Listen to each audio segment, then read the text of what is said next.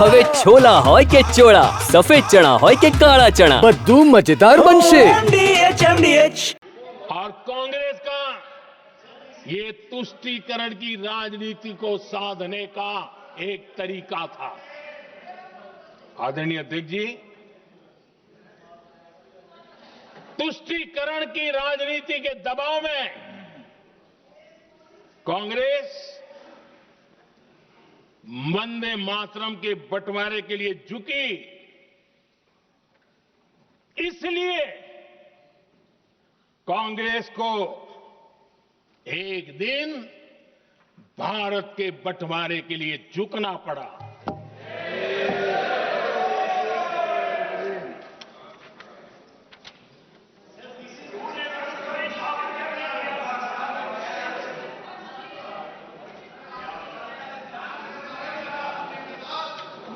मुझे लगता है कांग्रेस ने आउटसोर्स कर दिया है।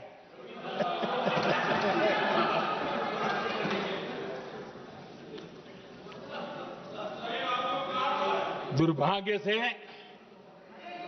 कांग्रेस की नीतियां वैसी की वैसी थी है, और इतना ही नहीं, आईएनसी चलते चलते एमएमसी हो गया है।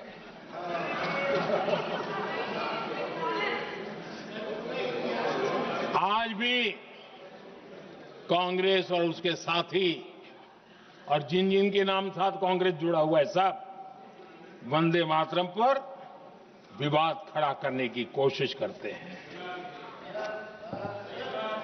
आदरणीय अध्यक्ष महोदय, किसी भी राष्ट्र का चरित्र, उसकी जीवटता, उसके अच्छे कालखंड से ज्यादा जब चुनौतियों का कालखंड होता है, जब संकटों का कालखंड होता है, तब प्रकट होती है, उजागर होती है और सत्य अर्थ में कसौटी से कसी जाती है। जब कसौटी का काल आता है, तब ही ये सिद्ध होता है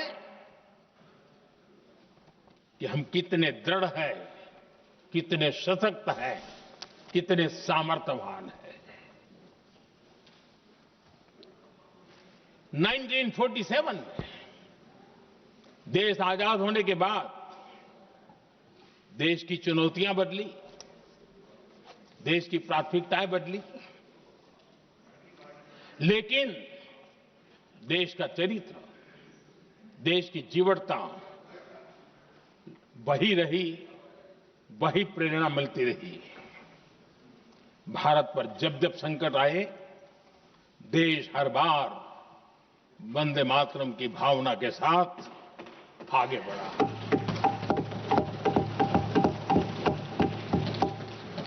बीच का कालखंड कैसा गया जाने दो, लेकिन आज भी 15 अगस्त 26 जनवरी की जब बात आती है, हर घर तिरंगा की बात आती है, चारों तरफ वो भाव दिखता है, तिरंगे झंडे फहरते हैं।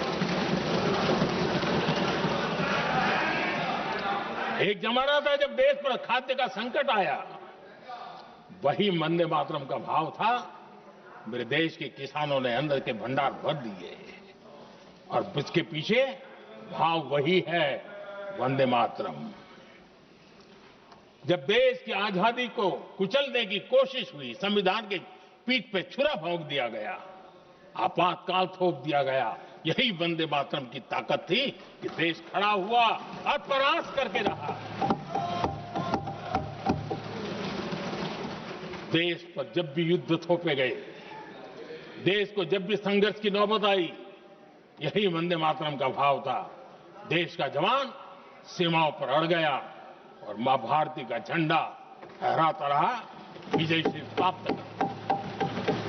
कोरोना जैसे वैश्विक महासंकट आया, यही देश उसी भाव से खड़ा हुआ, उसको भी परास्त करके आगे बढ़ गया।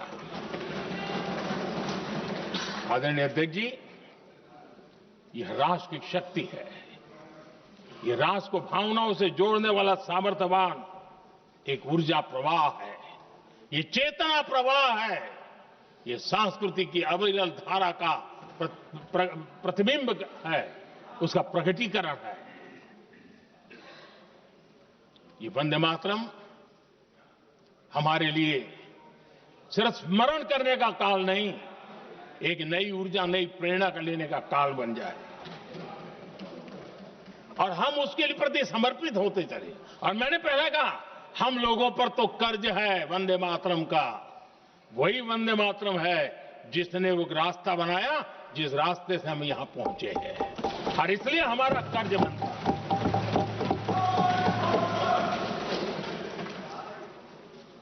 भारत हर चुनौतियों को पार करने में सामर्थ है। वंदे मातरम के भाव की वो ताकत है। वंदे मातरम ये सिर्फ गीत या भावगीत नहीं, ये हमारे लिए प्रेरणा है। राष्ट्र के प्रति कर्तव्यों के लिए हमें झकझोरने वाला काम है और इसलिए हमें निरंतर इसको करते रहना होगा। हम आत्मनिर्भर भारत का सपना लेकर के चल रहे हैं, इसको पूरा कर रहा है। वंदे मातरम हमारी प्रेरणा है। हम स्वदेशी आंदोलन को ताकत देना चाहते हैं। समय बदला होगा, रूप बदले होंगे, लेकिन पूज्य गांधी ने जो भाव व्यक्त किया था, उस भाव की ताकत आज भी मौजूद है और वंदे मातरम हमें जोड़ता है। देश के महापुरुषों का सपना था स्वतंत्र भारत का। देश की आज की पीढ़ी का सपना है समृद्ध भारत का। आजाद भारत का सपने को सिंचा था वंदे भारत की भावना है, वंदे मातरम की भावना ने।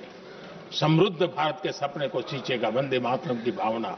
उसी भावना को लेकर के हमें आगे चलना है और हमें आत्मनिर्भर भारत बनाना।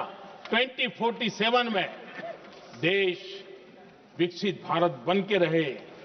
अगर आजादी के 50 साल पहले कोई आजाद भारत का सपना देख सकता था, तो 25 साल पहले हम भी तो समृद्ध भारत का सपना देख सकते हैं, विकसित भारत का सपना देख सकते हैं और इस सपने के लिए अपने आप को खपा भी सकते हैं। इसी मंत्र, इसी संकल्प के साथ वंदे मातरम हमें प्रेरणा देता रहे। वंदे मातरम का हम ऋण स्वीकार करें, वंदे मातरम की भावना को लेकर के चले, देशवासियों को साथ लेकर के चले, हम सब मिलकर के चले, इस सपने को पूरा करें। इसी एक भाव के साथ ये चर्चा का आज आरंभ हो रहा है। मुझे पूरा विश्वास है कि दोनों सदनों में देश के अंदर वो भाव भरने वाला कारण बनेगा, देश को प्रेरित करने वाला कारण बनेगा, देश की नई पीढ़ी को ऊर्जा देने का कारण बनेगा। इन्हीं शब्दों के साथ आपने मुझे अवसर दिया, मैं आपका बहुत बहुत आभार व्यक्त करता हूं। बहुत बहुत धन्यवाद। वंदे मातरम, वंदे मातरम, वंदे मातरम।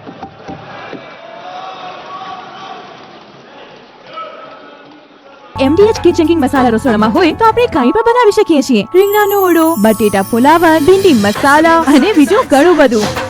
MDH